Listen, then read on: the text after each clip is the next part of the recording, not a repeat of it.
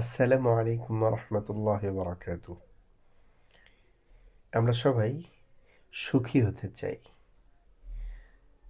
আর এই সুখী হওয়ার জন্য একটা ছোট্ট সিক্রেট, সেটি হচ্ছে নিজের মনকে সবসময়ের জন্য চাহিদা থেকে মুক্ত করুন।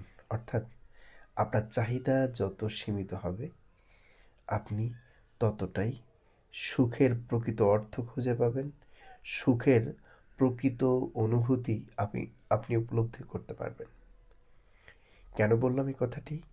কারণ হচ্ছে, আমাদের যত বেশি চাহিদা থাকে, সেই চাহিদা পুরা করতে গিয়ে আমরা বিভিন্ন ধরনের অশান্তিকে আমাদের কাছে খুব দাওয়াত করে কাছে টেনে আনি।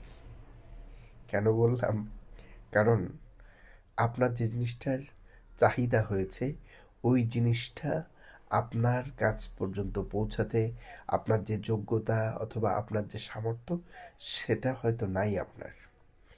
আর সেটা না থাকার কারণে আপনি বিভিন্ন পথ পন্থা অবলম্বন করছেন, যেটি আপনার জন্য অনেক বড় ভোগান্তির কারণ। তাই চেষ্টা করুন নিজের চাহিদাকে যতটা সীমিত করা যায়।